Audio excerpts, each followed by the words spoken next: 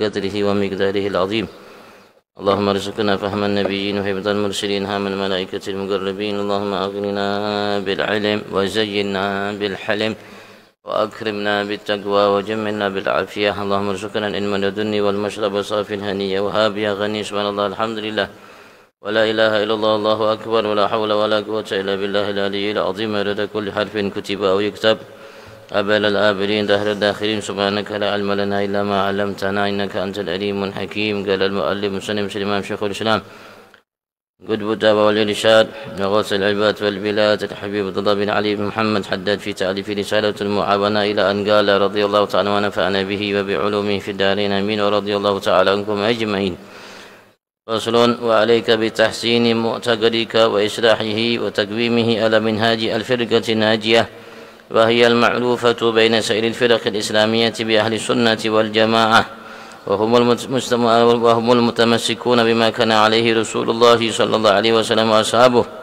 وأنت إذا نظرت بفهم مستقيم عن قلب سليم في نصوص الكتاب والسنة المتضمنة لعلوم الإيمان، وطالعت سير السلف الصالح من الصحابة والتابعين، علمت وتتحققت أن الحق مع الفرقة الموسومة بالأشعرية نسبة إلى شعب الحسن الأشعري رحمه الله، فقد رتب قواعد عقيدة أهل الحق وحرر أدلتها، وهي العقيدة التي أجمع عليها الصحابة فمن بعدهم من خيار التابعين، وهي عقيدة أهل الحق من أهل كل زمان ومكان، وهي عقيدة جملة أهل التصوف كما حكى ذلك أبو القاسم القشيري في أول رسالته إلى آخر. والله أعلم. الحمد لله. Puji syukur kita haturkan kehadirat Allah Subhanahu wa taala atas segala nikmat-Nya yang melimpah ruah di setiap saat, waktu, detik, nafas kita, lahir batin kita, apapun selama ini, saat ini, akan datang, yang telah kita nikmati, yang telah kita miliki, semua tanpa terkecuali bagian daripada nikmat Tuhan kita Allah Subhanahu wa taala yang sengaja memang sudah ditetapkan oleh Allah atas setiap kita, sebagaimana yang tadi kita dengarkan dari imam. Dalam rakaat pertama beliau membaca surat Sabbih. Allah mengatakan Sabbih rabbikal a'la alladzi khalaqa fasawwa walladzi qaddara fahada. Allah yang telah menciptakan dan Allah yang telah membentuk kita dengan bentuk yang paling dan amat sangat sempurna dari sekian makhluk yang diciptakan oleh Allah, dengan dibekali kesempurnaan yang tidak dimiliki oleh selainnya. Dan Allah mengatakan walladzi qaddara fahada, ialah Allah yang telah menentukan bagi setiap makhluk ciptaannya kadar kebutuhan yang mereka butuhkan dalam kehidupan mereka yang berkaitan dengan lahir batin mereka, apapun itu, dan ialah Allah Subhanahu wa taala yang memberikan hidayat, petunjuk kepada semuanya untuk mendapatkan apa yang telah ditetapkan oleh Allah, ditakdirkan oleh Allah terhadap mereka. Mudah-mudahan berkat kita berkumpul saat ini di rumah Allah sebagai tetamu Allah, datang setiap kita semata memenuhi suruhan Allah sebagai hamba Allah, melaksanakan apa yang menjadi perintah Allah dan perintah Rasulnya Nabi Agung Muhammad sallallahu alaihi wasallam sebagai tanda syukur kita terhadap nikmat yang agung yang diberikan oleh Allah, nikmat Islam, nikmat iman. Allah Subhanahu wa taala sempurnakan segala nikmat yang kepada kita dan digolongkan kita sebagai hamba-hamba yang pandai mensyukuri segala nikmatnya. Allahumma amin. Senantiasa salawat salam Allah limpah ruahkan kehadiran junjungan agung kita Nabi besar Muhammad sallallahu alaihi wasallam, keluarganya, para sahabatnya, pengikut dan para pencintanya. Kita berharap semua kita digolongkan oleh Allah, dimantapkan oleh Allah dalam mengikuti dan mencintai jejak langkah Nabi besar Muhammad, dan mudah-mudahan kalau Allah masukkan kita ke dalam surga bersama Nabi-Nya Muhammad sallallahu alaihi wasallam. Amin. Allahumma amin. Amin. Allahumma amin. Minggu lalu menjelaskan oleh Habib Abdullah Al-Haddad bahwasanya karena langkahnya seseorang yang memiliki ilmu yang mantap, yang mengamalkan ilmunya, yang betul-betul memahami, mengenal Tuhannya, agamanya,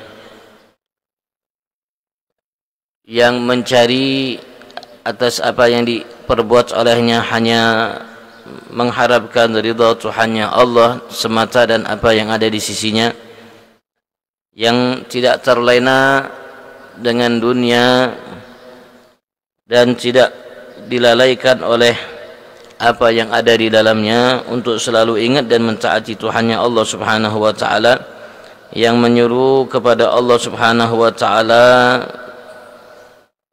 yang betul-betul memahami dan yang dibuka oleh Allah Subhanahu wa taala terhadap mereka rahasia-rahasia Allah Subhanahu wa taala.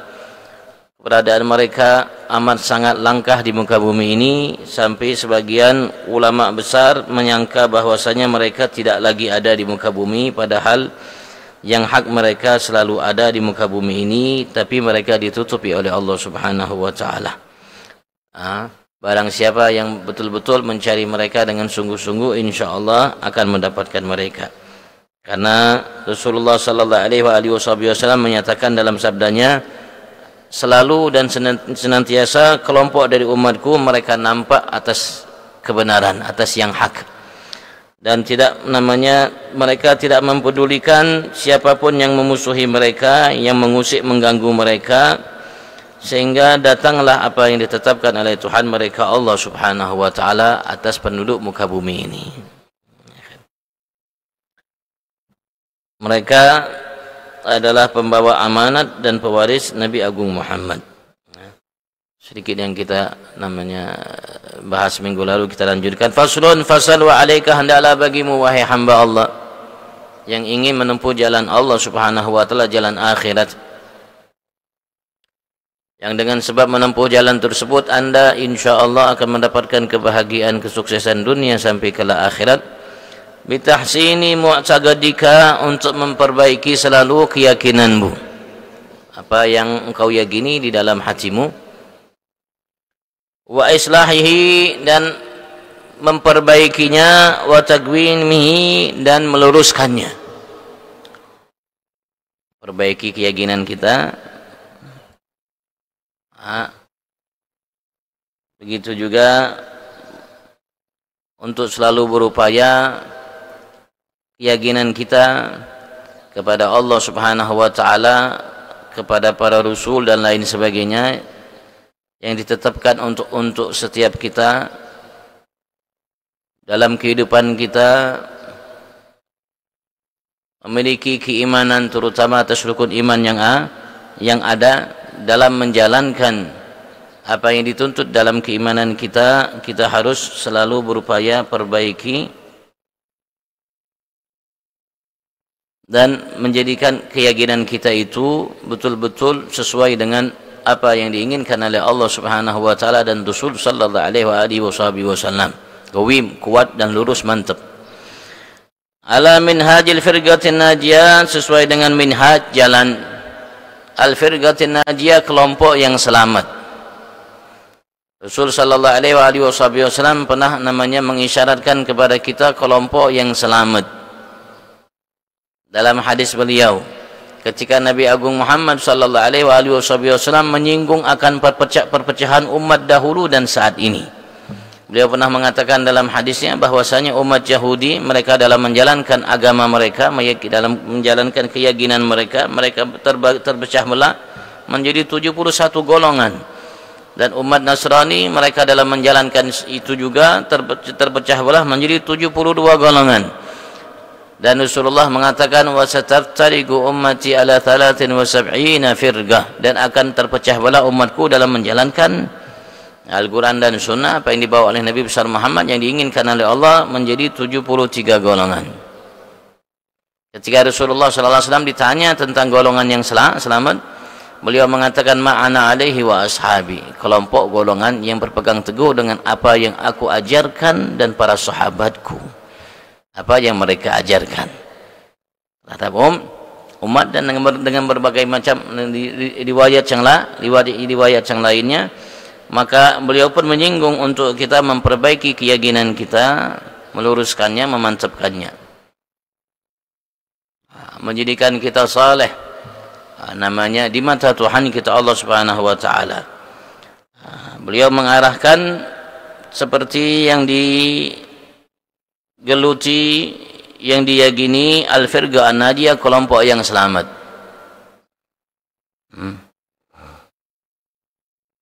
Wahyal ma'rufah, yaitu kelompok yang ma'ruf, dikenal dari dulu, dari masa beliau, sebelum masa beliau sampai saat ini. Beliau kurang lebih hidup 400 tahun yang lalu. Beliau kurang lebih hidup 400 tahun yang lalu. Beliau menyebutkan ini, dan juga dari sebelum masa beliau sampai saat ini. Itu kelompok yang dikenal baina sa'iril firaqil islamiyah, di antara seluruh firqah, kelompok-kelompok yang ada dalam agama Islam ini, yaitu kita sebagai umat Nabi Agung Muhammad sallallahu alaihi wasallam bi ahli sunnah wal jamaah, dengan nama ahlus sunnah wal jamaah, dengan ahlus sunnah wal jamaah, namanya. Kenalnya dengan nama kelompok tersebut. Wahumul mutamassikun, merekalah yang berpegang teguh bima kana alaihi Rasulullah sallallahu alaihi wasallam wa ashabuh, dengan apa yang dahulu diajarkan, diwariskan oleh Nabi Agung Muhammad sallallahu alaihi wasallam sebagai utusan Allah dan para sahabat-sahabat beliau. Yang Rasulullah ajarkan, didik mereka para sahabat-sahabat Nabi besar Muhammad, yang dijalani, dilakoni oleh mereka para sahabat-sahabat Nabi besar Muhammad sallallahu alaihi wasallam. Hamba-hamba di antara umat ini yang dimuliakan oleh Allah Subhanahu wa taala, untuk namanya menemani, menjadi para sahabat-sahabat Nabi besar Muhammad sallallahu alaihi wasallam, yang mereka selalu berupaya untuk mengikuti jejak langkah Nabi besar Muhammad, yang dipuji mereka oleh Allah Subhanahu wa taala dalam kitab suci Al-Qur'an. Sampai Allah mengatakan Allah telah meridhai mereka, radhiyallahu anhum wa radu'an. Wa anta, dan beliau menjelaskan, wa anta, dan engkau, idza nazarta, apabila engkau memandang dengan pandangan di dalamnya engkau sambil merenungkan, bifahmin mustaqim, dengan pemahaman yang lurus,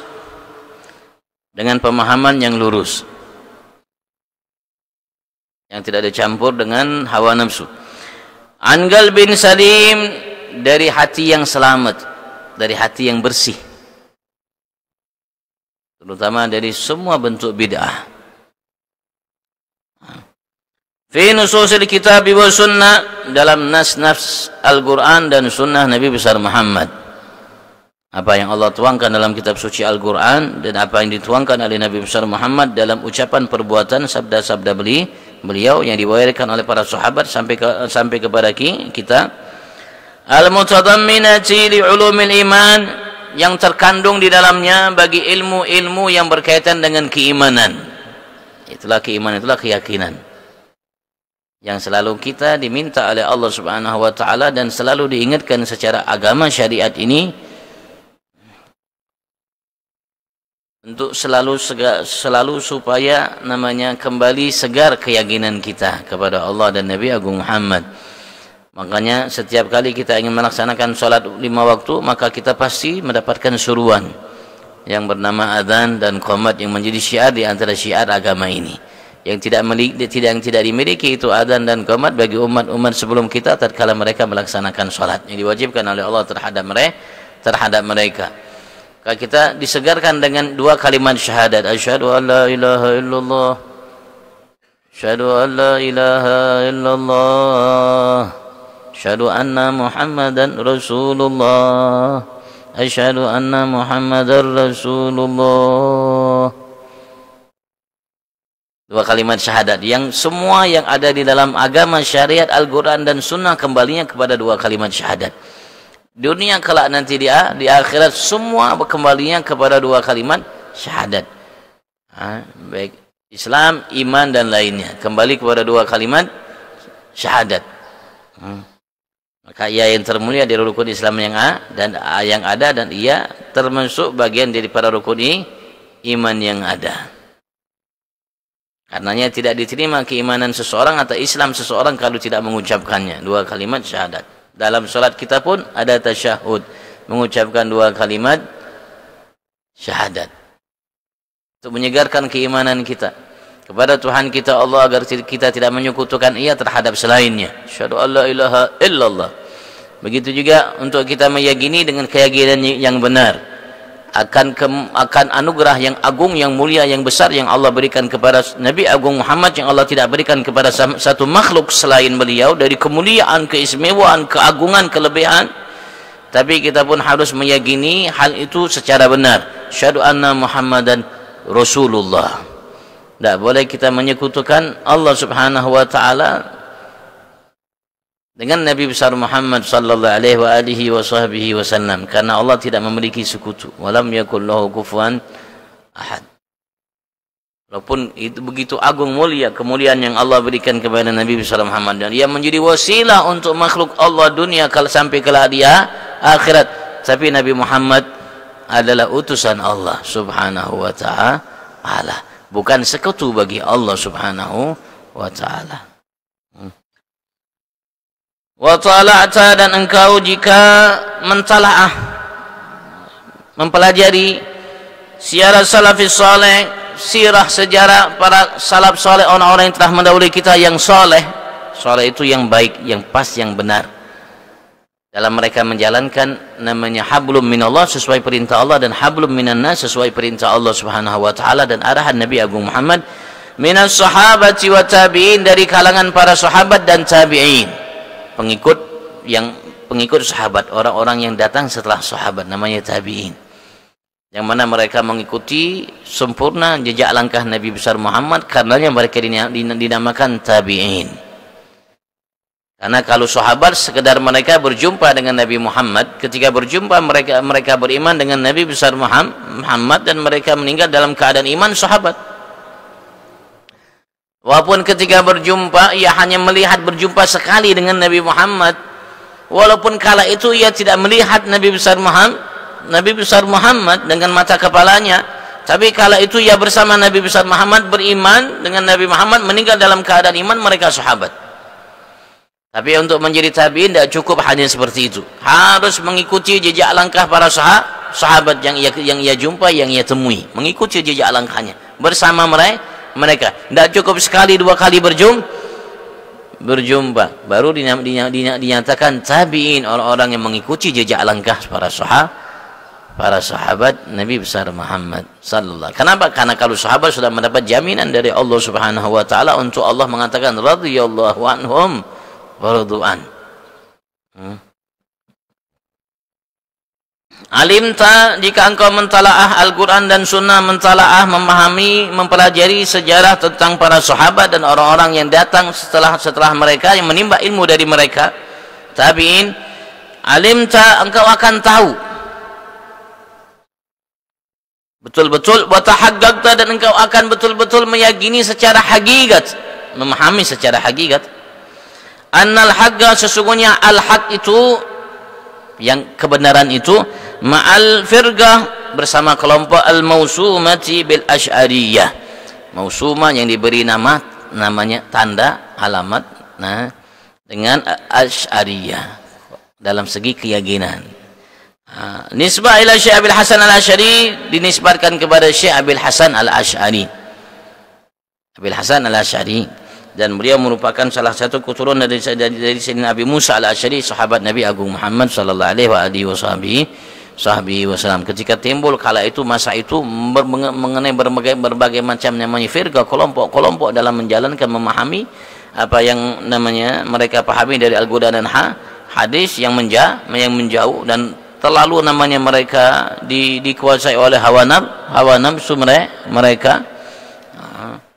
Maka muncullah Imam Abil Hasan al-Asy'ari dalam keyakinan.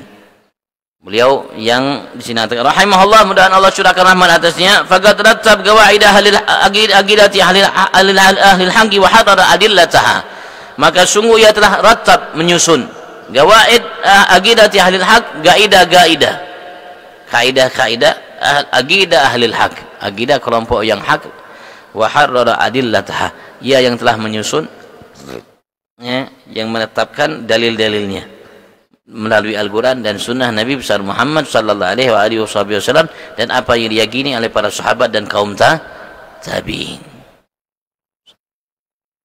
Mengatakan ini tentang Allah Subhanahu wa taala, Nabi Muhammad mengatakan ini dalilnya dari Al-Quran dan Sunnah Nabi besar Muhammad, dan ucapan-ucapan orang-orang para sahabat dan tabi'in, apa yang mereka yakini dalam keyakinan mereka. Wahyal aqidatul lati, ia adalah akidah yang ajmad alaiha sahabah, yang sepakat dalam meyakininya semua kalangan sahabat. Wa man ba'dahu min khiyadit tabi'in, dan orang-orang yang datang setelah mereka dari khiyadit tabi'in, para tabi'in yang menjadi pilihan-pilihan Allah Subhanahu wa taala mereka, yang betul-betul mengikuti jejak langkah para sahabat Nabi besar Muhammad tanpa mereka dipermainkan, diombang-ambing oleh hawa nafsu dan bid'ah yang ada yang terjadi. Istiqamah dalam jalan Nabi Agung Muhammad dan berjalan sesuai langkah Nabi besar Muhammad sallallahu alaihi wasallam. Wahia, dan ia merupakan aqidatu ahlil haq, keyakinan ahlil haq, kelompok atau orang-orang yang berada dalam hak kebenaran.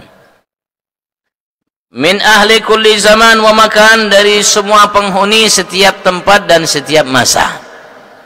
Setiap masa, setiap tempat, aqidah yang hak yang dibawa dalam meyakini apa yang berkaitan dengan Allah Subhanahu wa taala, terutama dan keyakinan yang keimanan yang ada dari setiap masa, dari masa sahabat, di setiap tempat sampai saat ini, sampai ke Indonesia, yang kebanyakan dari Sabang sampai Merauke, yang meyakini seperti apa yang mereka yakini kelompok yang hak dari kalangan sahabat dan tabi'in, yang sesuai dengan Al-Quran dan Sunnah Nabi Agung Muhammad sallallahu alaihi wasallam. Wahia aqidat jumlah ahli tasawuf, dan ia merupakan aqidah sekelompok orang-orang tasawuf, orang-orang sufi yang betul-betul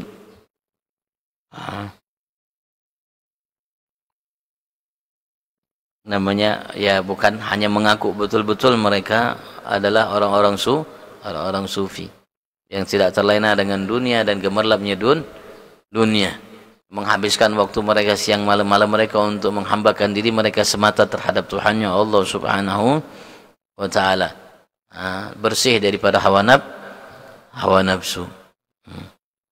Kama hakadzalika Abul Qasim Al-Kushairi fi awal risalati, sebagaimana hal tersebut dihikayatkan oleh Imam Abul Qasim Al-Kushairi di awal risalahnya.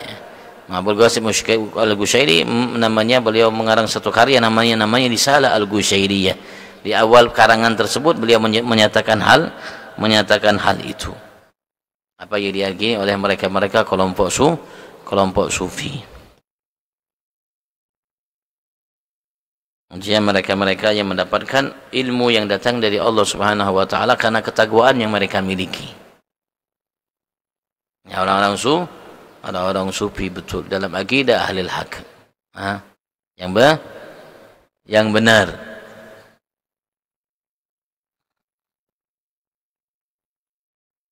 Yang lurus. Bukan yang mengaku tapi tidak benar. Karena orang-orang sufi itu menghabiskan waktu mereka untuk beribadat kepada Tuhannya Allah Subhanahu wa taala dengan apa yang diwajibkan oleh Allah dan disunnahkan oleh Nabi-Nya Muhammad. Mereka tidak pernah meninggalkan salat, tidak pernah meninggalkan puasa, dan melaksanakan apapun yang menjadi kewajiban dalam Islam. Wahya bihamdillah aqidatuna, dan ia bihamdillah segala puji bagi Allah semata. Aqidatuna, akidah kami, kata beliau pengarang kitab. Wa aqidatu ikhwanina, dan akidah saudara-saudara kami minas sadatil husainiyin, dari sada al-husainiyin. Sada sayyid dari bangsa Husaini, dari keturunan Sayyidina Husainiyin. Terutama al-ma'rufin bi al-abi alawi, yang mereka dikenal dengan al-abi alawi, al-ba'alawi, nisbat kepada Sayyidina Ali bin Ubaidillah bin Ahmad Muhajir. Turunannya anak cucu namanya Al-Ba'alawi. Sampai ke Nabi besar Muhammad sallallahu alaihi wasallam.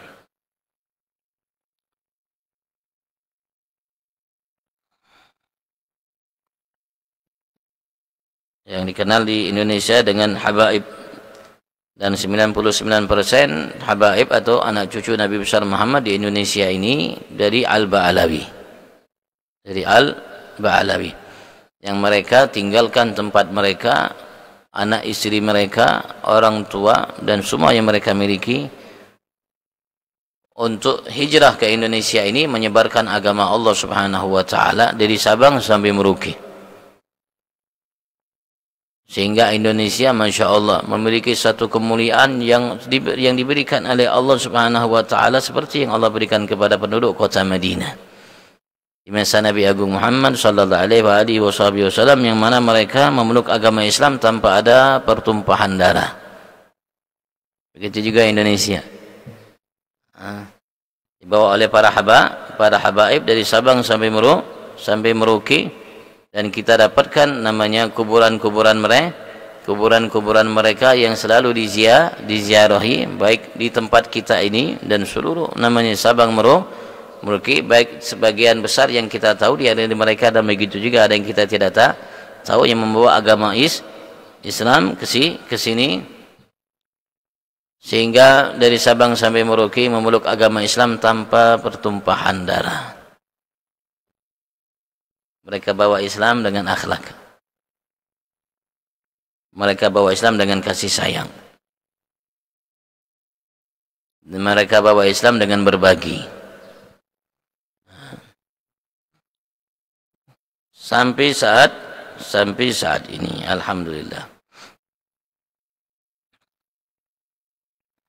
Walaupun saat ini sebagian dari kita yang tidak pandai menghargai jasa orang-orang terdahulu, orang sebelumnya, mereka mengusik nasab ini.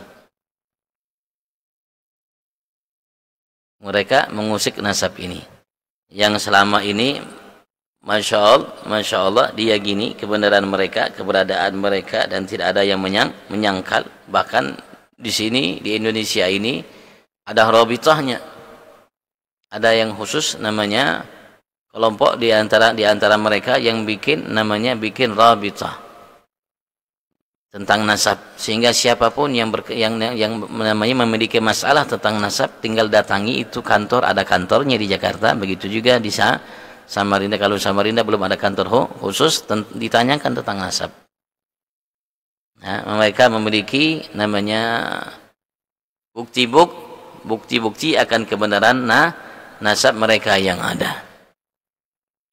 Tinggal datang ke sana, ditanyakan apa yang menjadi keluhan kita, maka mereka akan menjelaskan dengan komplit dan mendetail.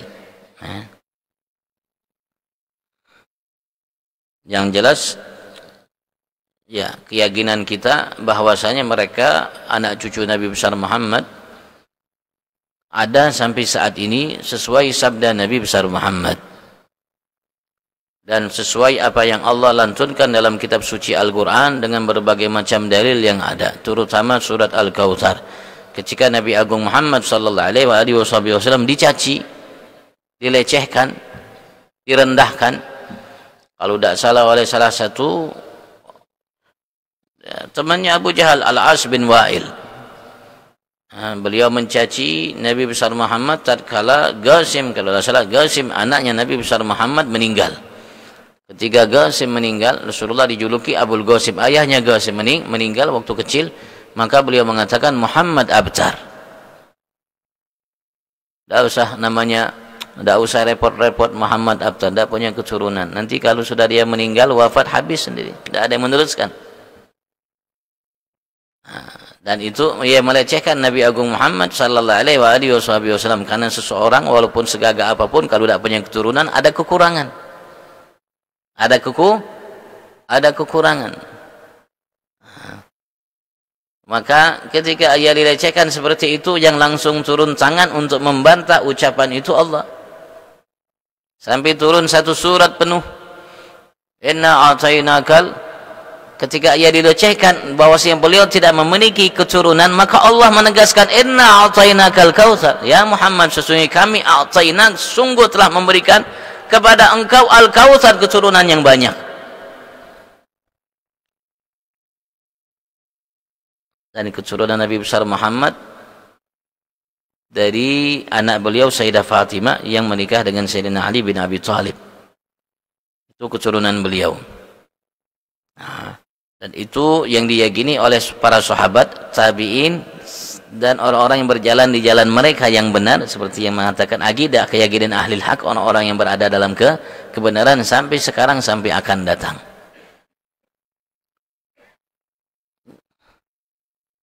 Maka Allah pun mengatakan inna syani'aka huwal abtar. Maka inna syani'ak, sesungguhnya yang mencelamu itulah ialah yang abtar, yang habis keturunannya, tidak memiliki keturunan.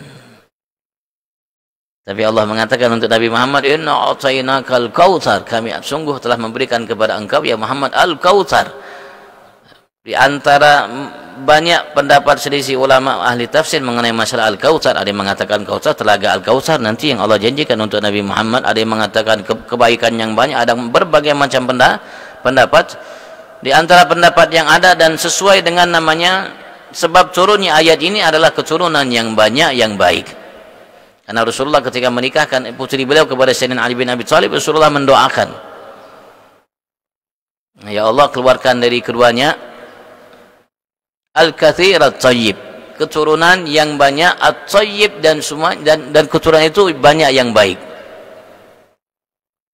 Dan Allah Subhanahu wa taala menegaskan kepada kita bahwasanya Allah menyatakan innama yuridullahu liyudhiba ankum rijsa ahlal baiti wa yutahhirakum tathira. Sesungguhnya hanyalah Allah Subhanahu wa taala ingin menghilangkan dari kalian ar-rijs, wahai ahli bait, yaitu ar-rijs, najis, kotor, hal yang tidak baik. Ahlul bait, wahai ahlul bait, penghuni keluarga ahlul bait, wa yutahhirukum, dan sesungguhnya Allah hanyalah menginginkan untuk mensucikan kalian tathira, sesuci-sucinya. Ketika turun ayat tersebut, Rasulullah panggil Sayyidina Ali bin Abi Thalib, Rasulullah panggil Sayyidah Fatimah, Sayyidina Hasan, Sayyidina Husain. Rasulullah ambil sorbannya, Rasulullah buka sorbannya. Namanya ahlul kisah. Bagian sorbannya, kisah ini namanya sorbannya, seperti sorban kain. Rasulullah tutup dengan kain. Sambil mengatakan, ya Rabb, haula ahli baiti adhib anhum rijsa wa tahhirhum tathira. Ya Allah, mereka lah ahli baitku, hilangkan dari mereka najis tadi, kotor tadi, dan sucikan mereka sesuci-sucinya. Mereka situ dan semua keturunan mereka namanya ahlul bait sampai saat ini, dan dengan berbagai macam dalil yang ada dalam kitab suci Al-Quran dan hadis-hadis Nabi besar Muhammad, terutama hadis As-Sagalain, hadis yang menjadi pusaka yang Rasul sallallahu alaihi wasallam ingatkan kita umat untuk berpegang teguh dengan keduanya. Rasulullah menyatakan hadis Sagalain, ya, hadisnya kurang lebih dengan berbagai macam riwayat, ada yang sahih, ada yang hasan, ada yang dhaif. Yang jelas ini hadis betul ucapan Nabi besar Muhammad sallallahu alaihi wasallam, dan kita meyakini bahwasanya apa yang diucapkan oleh Nabi Muhammad benar adanya, karena Allah mengatakan wa ma yantiqu anil hawa in huwa illa wahyu yuha. Yang meragukannya berarti meragukan firman Allah, ucapan Allah Subhanahu wa taala. Meragukan ucapan Allah, hukumnya murtad. Meragukan ucapan Allah, firman Allah, hukumnya murtad. Maka beliau menyatakan, sesungguhnya aku akan meninggalkan kepada kalian dua pusaka yang berat. Salah satunya, dalam kalimat lain, salah satunya lebih baik dan lebih berat dari yang lainnya. Kitab Allah, Al-Quran,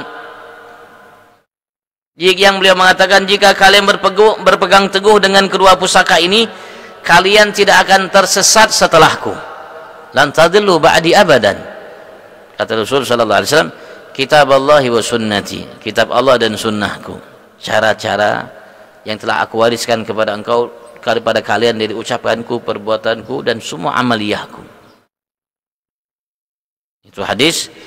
Dan juga dalam riwayat yang banyak, Rasulullah mengatakan, kitab Allah wa itrati ahla baiti, aku tinggalkan kepada kalian dua pusaka yang salah satunya lebih berat daripada yang lainnya. Jika kalian berpegang teguh dengan keduanya, kalian tidak akan sesat setelahku, kitab Allah wa itrati, dan anak cucuku. Rasulullah tidak mengatakan wa itrat Fatimah binti, anak cucu Fatimah namanya putriku, enggak. Beliau juga tidak mengatakan wa itrat Ali bin Abi Thalib, dan anak cucu Ali bin Abi Thalib, enggak. Rasulullah mengatakan wa itrati, anak cucuku. Ahla baiti, mereka merupakan ahli baitku yang Allah sebutkan dalam ayat tadi. Fa'in dalam kalimat lain Rasulullah mengatakan fa'innahuma lan yatafarraga. Dalam riwayat lain ada kalimat yang lainnya artinya namanya sama, tidak beda. Fa'innahuma lan yaftariga, sesungguhnya keduanya Al-Quran dan ahli baitku, anak cucuku ahli baitku, tidak akan terpisah hatta yarida alayyal haud, sampai keduanya akan mendatangiku di telaga. Yang menunjukkan hadis ini, diantaranya hadis ini sahih, ya, menunjukkan bahwasanya Rasulullah memiliki keturunan dan beliau yang menyatakannya, dan beliau tidak mengucapkan sesuai dengan hawa nafsunya. In huwa illa wahyun yuha, yang beliau ucapkan adalah wahyu yang diwahyukan oleh Tuhannya Allah Subhanahu wa taala. Sebagaimana hukumnya kafir murtad, orang yang meragukan ucapan Allah, firman Allah, begitu juga seorang yang meragukan ucapan Nabi Muhammad, sabda Nabi Muhammad, hukumnya kafir murtad. Andaikan yang meragukan nasab habaib yang ada, mereka meragukan ucapan Nabi besar Muhammad yang mengatakan wa itrati, yang kuwariskan bagi kalian umatku dua pusaka di Al-Quran dan anak cucuku, mereka ada ahli baitku. Kalau yang melakukan ini hadis, ya hukumnya kafir murtad. Hukumnya kafir murtad.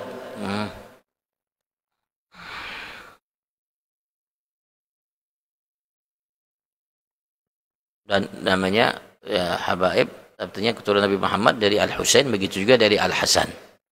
Seperti Syekh Abdul Qadir Jailani Al-Hasani, dari Hasanin. Dan juga banyak ulama-ulama besar, wali besar yang dari keturunan mereka, dari keturunan Sayyidina Hasan Hasaniyin. Tapi yang di Hadramaut, begitu juga yang di Indonesia, rata-rata 99% mereka dari Al-Husainiyin, dan rata-rata mereka dari Al-Ba'alawi. Turunannya nyambung kepada Sayyidina Ali bin Ubaidillah bin Ahmad Muhajir dan seterusnya. Wa aqidah salafina, dan aqidah namanya salaf kami min ladun Rasulillah, orang-orang tua kami dari masa Rasulullah sallallahu alaihi wasallam, ila yaumina hadza, sampai hari ini kata beliau, sampai masa hidup beliau, dengan kurang lebih 400 yang tahu. Wa kana al-imam muhajir ila Allah jadda sada al-madhkurin, dan dahulu Imam Muhajir, al-imam seorang yang menjadi panutan. Imam menjadi panutan. Ucapannya, perbuatannya, tingkah lakunya dalam bermuamalannya, ketika seseorang itu melakukannya sesuai dengan Al-Quran dan Sunnah, sehingga ia menjadi panutan. Artinya bisa diikuti oleh siapapun ketika melihat, memahami, mengetahui ucapan, perbuatan, dan apa yang diyakini dan lain sebagainya. Itu namanya imam. Dijuluki orang tersebut jadi imam, artinya seorang yang layak untuk diikuti. Dan tidak mungkin namanya dinyatakan imam kalau orang itu tidak memahami namanya seluk-beluk agama, Al-Quran dan Sunnah Nabi besar Muhammad sallallahu alaihi wasallam. Karena orang yang tidak mengetahui Al-Quran dan Sunnah, namanya seluk-beluknya secara sempurna, tidak layak untuk diikuti. Ketika seorang itu mengetahui, memahami Al-Quran dan Sunnah seluk-beluknya dengan yang ada, bisa membedakan antara yang al-haq al-batil, maka ia namanya menjadi dijuluki imam. Artinya seorang yang layak untuk diikuti.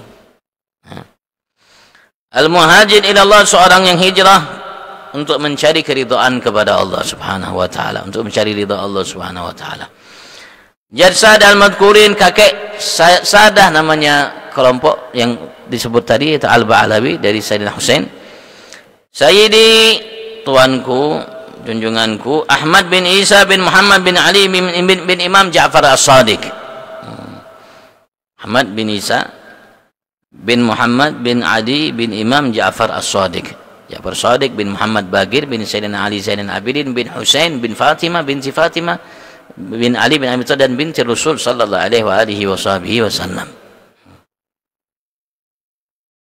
Radhiyallahu anhum, semoga Allah mencurahkan ridha terhadap mereka semua. Lamma ra'adu dhuhurat bid'ah wa kathratal ahwa, dan kala beliau telah melihat nampaknya bid'ah yang ada.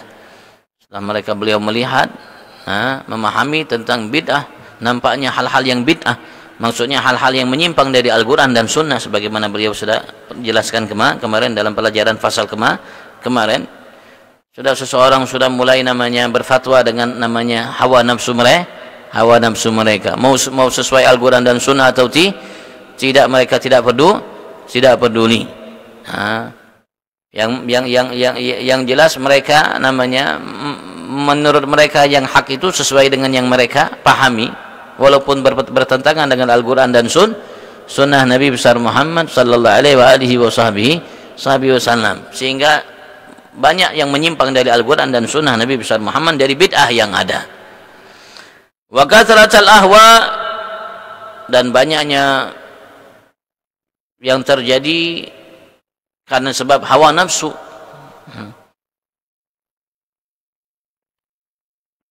Wa ikhtilafal ara, dan berbedanya pendapat-pendapat dalam agama.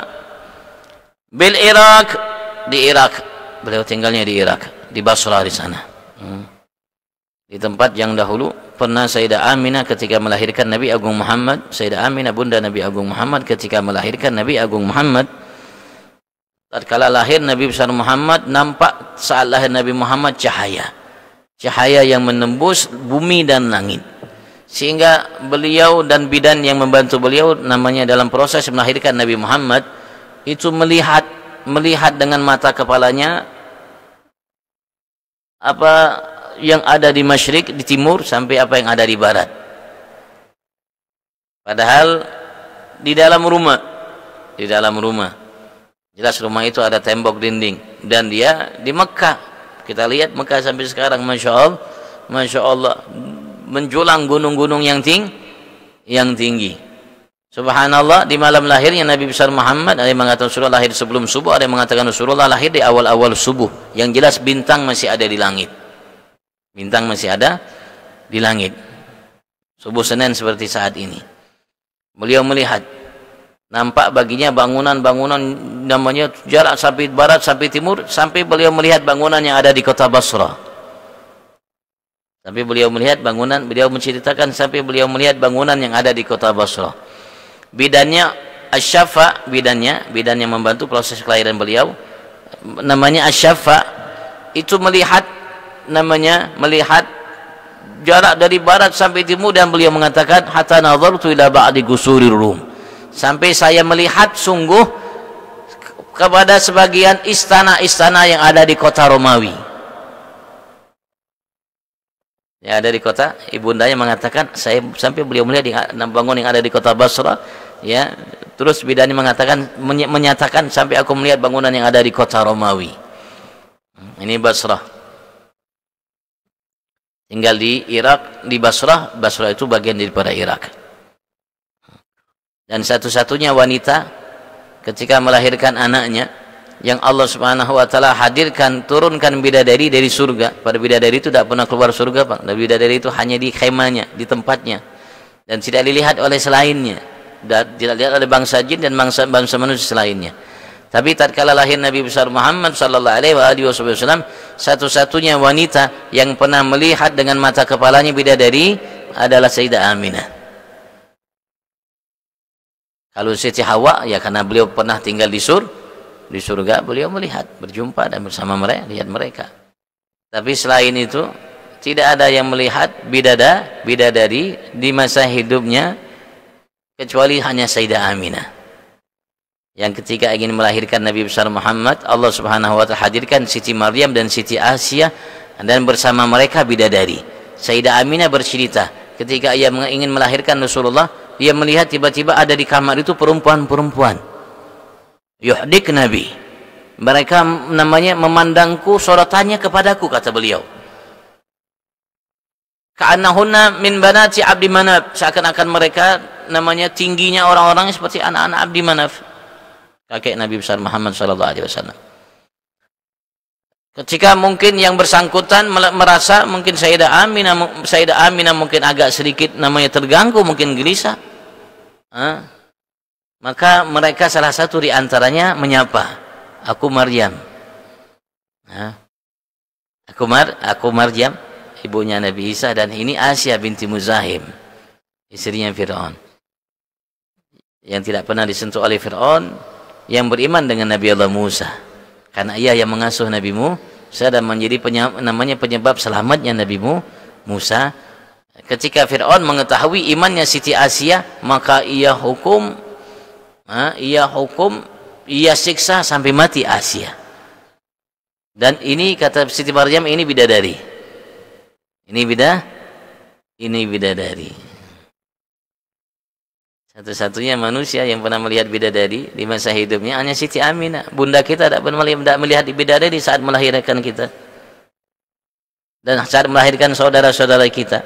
Dan bunda dari setelah Nabi Siti Hawa sampai hari kiamat tidak pernah melihat bidadari seumur hidupnya, apalagi tatkala melahirkan anaknya. Satu-satunya bunda yang pernah melihat bidadari saat hidupnya hanya Bunda Aminah, karena ia bunda yang dipilih oleh Allah Subhanahu wa taala untuk mendapatkan kemuliaan yang besar yang tidak pernah dimiliki oleh bunda yang ada dari semenjak Nabi Adam sampai kiamat. Man laha 'alal ilahu makana, seseorang yang Allah Subhanahu wa taala tinggikan setinggi-tingginya kedudukannya, menjadi bunda Nabi Agung Muhammad. Sebagaimana kita, Allah Subhanahu wa taala tinggikan kedudukan kita, pilih kita dari umat sehingga kita menjadi umat termulia dari sekian umat-umat yang ada. Allah jadikan kita kuntum khaira ummat karena berkat Nabi Muhammad. Karena berkat Nabi besar Muhammad. Padahal kalau kita lihat amal-amal kita, wallahu alam, salat kita belum khusyuk. Kita lebih banyak lupa dengan Allah. Kadang-kadang kita berbuat kebaikan, di dalamnya ada maksiat kepada Allah Subhanahu wa taala. Ya, kalau kita lihat kelakuan kita, tidak mungkin kita namanya menjadi sebaik-baik umat. Kita menjadi sebaik-baik umat karena berkat Rasulullah. Imam Busiri beliau mengatakan dalam qasidah burdahnya yang ma'ruf, yang masyhur itu, yang dibaca dari dulu sampai sekarang di Masjid Haram, di Masjidil Aqsa, beliau mengatakan, busyra lana ma'syaral Islam, inna lana minal inayati ruknan ghaira munhadimi, lamma da'allahu da'ina li ta'atihi bi akramir rusli kunna akramal umami. Karena sebab Rasul termulia Nabi Agung Muhammad, Allah jadikan kita sebaik-baik umat. Karena berkat Nabi Agung Muhammad sallallahu alaihi wasallam kita dijadikan oleh Allah sebaik-baik umat yang pernah ada. Kalau kita yang wallahu alam dijadikan oleh Allah sebaik-baik umat, karena kita sadari perbuatan kita, bagaimana Bunda Aminah tidak menjadi sebaik-baik bunda. Dia orang baik, orang yang selalu menjaga kehormatannya, taat dalam agamanya, manusia perempuan terbaik kala itu yang ada, dari keturunan terhormat terpandang. Kalau tarik nasabnya ke atas kepada Sayyidina Ismail bin Ibrahim ala nabiyina wa alaihi wassalatu wassalam, yang kerjaannya di rumah, tidak pernah meninggalkan ibadat yang diwarisi olehnya dari kakek-kakeknya. Seorang perempuan yang cerdas, seorang perempuan yang menjadi idola setiap laki-laki yang ada, yang dipilih oleh Allah Subhanahu wa taala, yang menghabiskan waktu umurnya untuk beribadat kepada Allah Subhanahu wa taala. Bagaimana tidak menjadi sebaik-baik bunda? Kalau Siti Maryam dimuliakan oleh Allah karena ia bunda Nabi Isa, bagaimana Aminah beliau bunda Nabi Agung Muhammad? Apa tidak menjadi bunda yang lebih baik daripada Bunda Maryam? Kalau Bunda Maryam diangkat ceritanya oleh Allah Subhanahu wa taala dalam kitab suci Al-Qur'an, karena harus namanya dengan referensi yang konkret, yang kuat.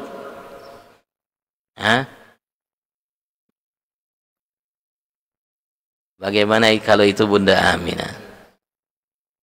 Dengan akal dan hati nurani dan keimanan yang kita miliki, kita akan memahami.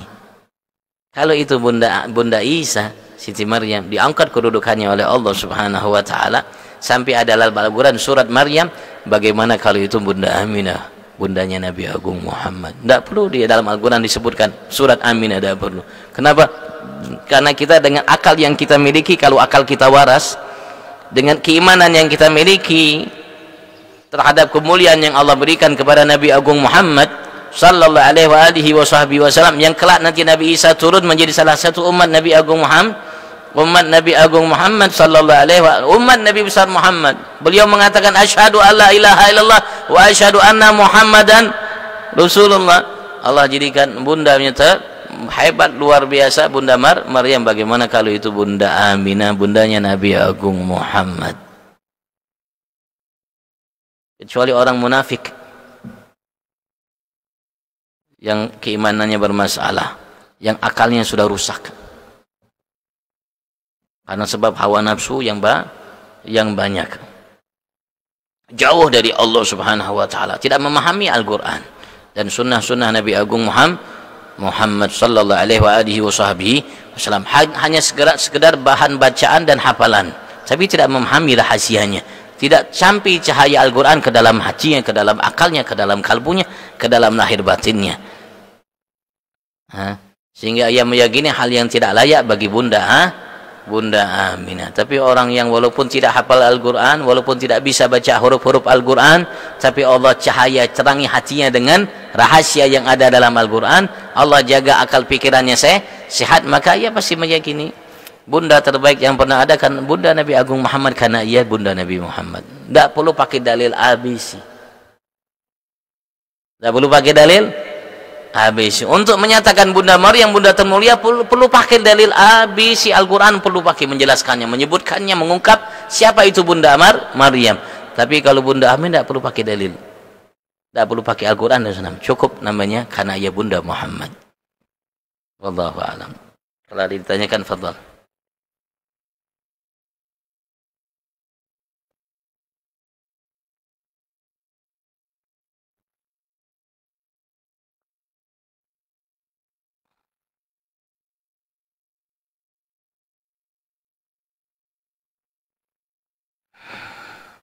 Kalau yang ditanyakan, fadhal.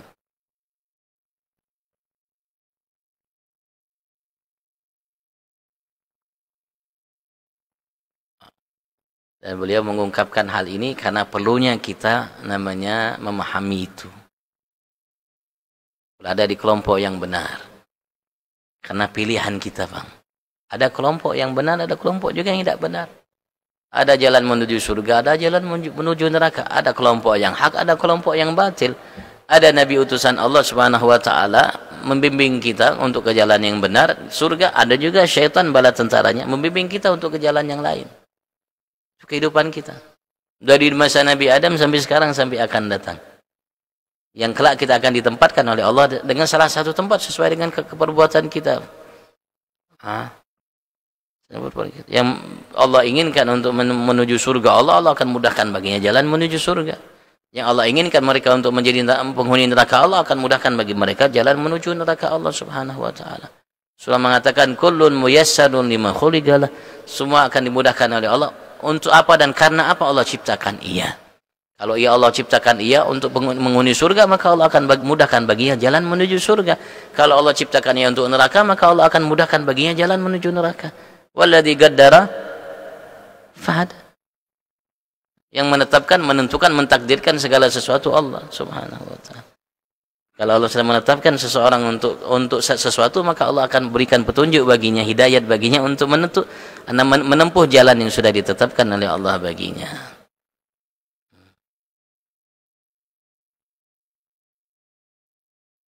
Allah alam. Sekali lagi kalau ada yang tanyakan, fadhal. Kalau enggak, kita tutup. Dan Allah mantapkan kita dalam jalan hak dan kelompok yang hak. Ada kelompok yang mengikuti para utusan Allah Subhanahu wa taala dengan baik. Begitu juga ada kelompok yang sebelah yang lain.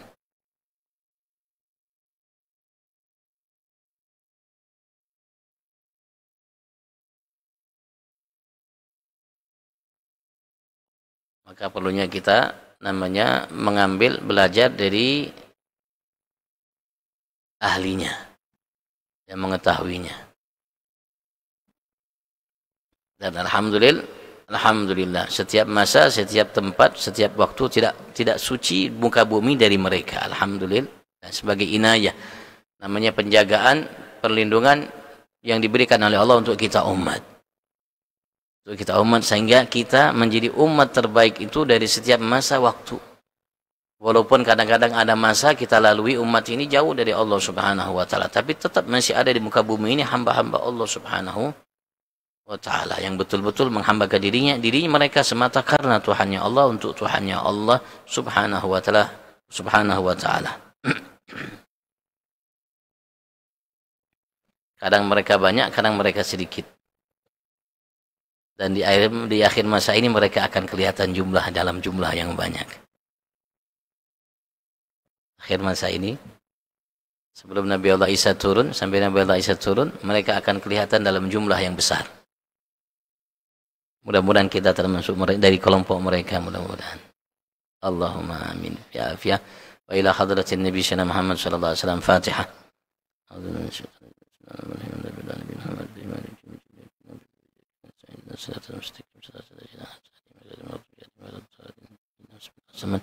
صلاة تنجينا بها من جميع الأهوال والآفات، تقضينا بها جميع الحاجات، تطهرنا بها من جميع الشهوات، ترفعنا بها عندك على الدرجات، تبلغنا بها أقصى الغايات من جميع الخيرات في الحياة وبعد الموت. اللهم أرنا الحق حقا وارزقنا اتباعه، وأرنا الباطل باطلا وارزقنا اجتنابه، ولا تجعل مبهما علينا فنتبع الهوى أحوانا تبع لما جاء بحبيبك محمد صلى الله عليه وسلم. ربنا آتنا في الدنيا حسنة وفي الآخرة حسنة وقنا عذاب النار.